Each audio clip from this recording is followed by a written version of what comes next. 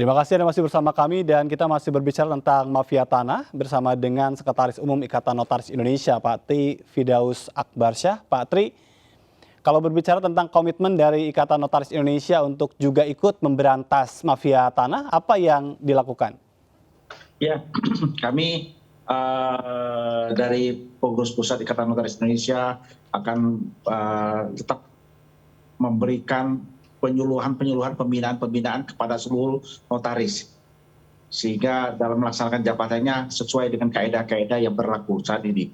Dan kepada masyarakat juga, kami berharap jangan mudah percaya kepada para, ya mohon maaf, yang namanya mafia-mafia yang mereka banyak sekali yang namanya istilahnya maklar-maklar, calo-calo yang dengan gampangnya memberikan janji-janji gitu. Dan banyak sekali saat sekarang ini kejadian-kejadian terperdaya terhadap korban-korban masyarakat yang sekarang ini terjadi. Dan satu hal lagi yang penting, Mas, Mas Ajat, bahwa masyarakat jangan mudah kalau untuk minjam uang, memang terkadang mungkin karena faktor ekonomi, sehingga masyarakat itu mencari dengan gampangnya.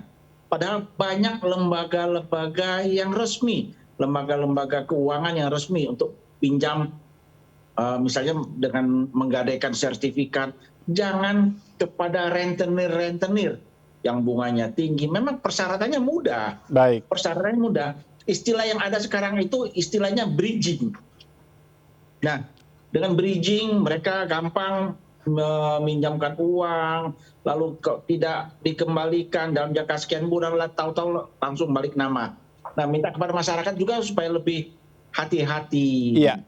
Jangan mudah terperdaya dengan janji-janji. Apa yang mungkin bisa dikenal selain tadi ya melakukan pengecekan ke situsnya Ikatan Notaris Indonesia, yang mungkin dari cara-cara yang ditawarkan oleh seorang notaris dan kita berasumsi bahwa orang ini tidak baik atau kategori nakal. Apa yang mungkin dalam kasus Anda temukan, seperti apa sih cara-cara kerja notaris nakal itu? Mereka umumnya pada saat menerima sertifikat, menerima surat-surat dari klien itu dalam pelaksanaannya biasa-biasa saja. Seperti umum-umumnya, biasa-biasa saja. Setelah berjalan, itu terjadi perubahan-perubahan. Satu. Kedua, setiap transaksi kita harus ketemu siapa pembelinya. Jangan percaya begitu saja. Kedua, misalnya cara pembayarannya bertahap. Kita lihat dari pasal demi pasal. Jadi jangan hanya percaya. Tolong dibacakan, minta dibacakan. Jangan asal tanda tangan. Jangan asal tanda tangan. Dibacakan apa yang tertera di dalam akte tersebut. Gitu, Mas. Baik, ini untuk terkait dengan oknum anggotanya yang saat ini memang sedang diproses di Polda Metro Jaya, salah satunya terkait dengan kasus yang menimpa Nirina Zubir. Ini adakah langkah-langkah yang juga dilakukan oleh Ikatan Notaris Indonesia atau diserahkan sepenuhnya kepada yang bersangkutan? Jadi ada dua. Satu, tetap kepada pihak yang berwajib. Mereka akan mempertanggungjawabkan perbuatannya. Kedua, dari pihak majelis pengawas, dari pihak kami, dari organisasi juga akan melakukan satu tindakan. Dari majelis pengawas akan mengambil satu tindakan, nanti hasil rapat dari majelis pengawas, apa yang tepat kita berikan sanksi kepada mereka. Apakah pemecatan atau skorsing. Baik, jadi artinya langkah profesi juga akan ditempuh ya oleh Ikatan Notaris Indonesia dalam hal ini, Pak Tri ya? Iya. Baik, terima kasih Pak Tri sudah bergabung bersama kami. Tri Firdaus Akbarsyah, pemirsa, Sekretaris Umum Ikatan Notaris Indonesia. Selamat sore dan salam sehat, Pak. Makasih, Mas. Makasih. Salam sehat juga. Pemirsa, kasus jeratan mafia tanah yang dialami oleh artis Nirina Zubir mendapat perhatian dari Wakil Rakyat. Ketua DPR RI Puan Maharani meminta pemerintah bersama dengan aparat hukum memberantas mafia tanah yang telah merampas penghidupan. Puan Maharani menegaskan tidak boleh ada toleransi bagi mafia tanah yang telah merampas penghidupan orang. Puan berharap Kementerian Agraria, Tata Ruang, dan Badan Pertanahan Nasional bisa menindak tegas apabila ada pegawainya yang terlibat dalam aksi mafia tanah. Karena tidak sedikit kasus yang merampas tanah melibatkan oknum pemerintah. Sementara itu, Wakil Ketua Komisi 2 DPR RI, Saan Mustafa, menyoroti pentingnya keterlibatan notaris dalam kasus mafia tanah sebagai pihak yang mendapat kuasa dari pemerintah. Notaris harusnya berperan mencegah mafia tanah beraksi. Pasalnya, pemberantasan mafia tanah harus dilakukan secara komprehensif dengan melibatkan semua pihak terkait. Dan sudah bergabung melalui Zoom staf khusus dan juru bicara Kementerian Agraria dan Tata Ruang Badan Pertanahan Nasional, Pak Tengku Taufikul Hadi. Selamat sore, Pak. Selamat sore. Iya, langsung saja ini untuk memberantas mafia tanah, hal-hal konkret apa yang memang sudah dilakukan oleh kementerian? Saya ingin sampaikan pertama begini dulu. Mafia tanah itu adalah bukan kasus, bukan fenomena mendadak baru sekarang ini. Ya, betul. Itu yang harus diketahui dulu. Tetapi mafia tanah itu telah berlangsung berpuluh-puluh tahun yang lalu. Iya. Pernah ingat tidak kepada kasus Jonggol? Masalah Jonggol dulu. Jonggol itu adalah suatu tempat yang direncanakan akan dipindahkan ibu kota RI ke sana.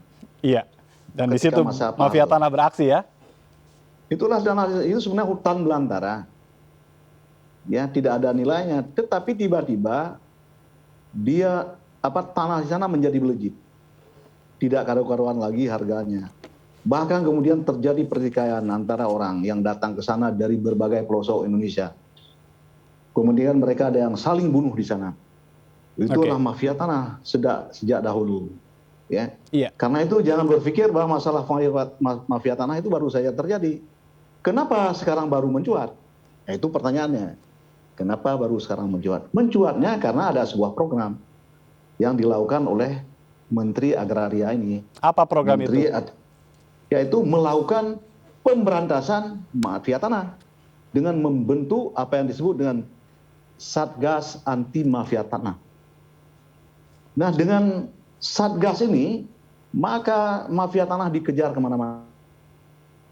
Ya, langkah audit apa yang dilakukan untuk mengejar para mafia tanah itu, Pak Tengku? Iya kan? Dia ini adalah ada kekuatan politik atau mungkin kekuatan uang. Nah, dengan kekuatan, inilah yang disebut dengan aktor intelektualnya. Dengan kekuatan yang dimilikinya itu, dia mampu menggerakkan orang lain. Pejabat-pejabat yang berwenang. Iya. Dia gerakkan kepala desa. Dia gerakkan kemudian camat, oknum camat. Dia gerakkan kemudian oknum BPN. Dia gerakkan kemudian oknum polisi. Dia gerakkan kemudian oknum jaksa. Dia gerakkan kemudian oknum hakim. Itu jaringan-jaringan mereka semuanya. Iya, sudah menggurita ya. Yang menggurita. Nah, di BPN ini sejak dibentuk tim mafia tanah kemudian diidentifikasi banyak di situ jaringannya. Maka dibersihkan oleh menteri. Sejumlah mungkin ratusan orang itu sudah diambil tindakan. Ada yang diberhentikan, ada yang dipecat, ada yang tidak diberi tugas lagi, ada yang macam-macam lah diberi. Baik. Ada yang diberi peringatan. Jadi kalau ditanya apa yang dilakukan, ya itulah Satgas Mafia Tanah yang sekarang ini kemudian menyeruak kemana-mana karena ada tim mafia tanah. Karena itu adalah isu itu menjadi muncul. Kalau tidak, saudara juga tidak mengerti bahwasannya ada mafia tanah. Kira itu mafia tanah itu adalah baru muncul sekarang ini. Iya, jika sudah ada yang dipecat begitu, tapi masih ada muncul kasus, sebetulnya adakah kendala yang dialami oleh Kementerian Agraria atau BPN ini? Ya, kalau misalnya orang buruh, ada sebagian oknum mafia, oknum BPN yang tidak memiliki komitmen, tidak amanah, ya. Tetapi sekecil sekali, tetapi mereka barangkali ada di posisi tersebut. Itu kalau istilah menteri itu hanya adalah ada mungkin 0,01 apel busuk di dalam keranjang besar. Iya. Ya sekarang itu kita bersihkan semuanya. Kalau masih ada nanti kita ambil tindakan lagi. Tidak ada masalahnya. Nah berkaitan dengan Nirina Zubair ini, Ya. Bunda Nirina Zubair itu adalah tidak ada kaitan, belum ada sejauh ini belum ada kaitannya dengan BPN. Oknum BPN ya. Baik. Belum ada. Ya. Ya. Apa yang diharapkan oleh pemerintah sebetulnya juga untuk bisa membantu ini upaya pemberantasan mafia tanah ini, Pak Menurut Teguh? saya semua lembaga seperti yang dilakukan oleh BPR, oleh ATR BPN, itulah harus sangat tegas terhadap para mafia ini. Harus ingat bahwa itulah bisa di BPN itulah pejabat-pejabat di tingkat Kakanwil. Ya. Itu bisa saja bagian dari jaringan tersebut.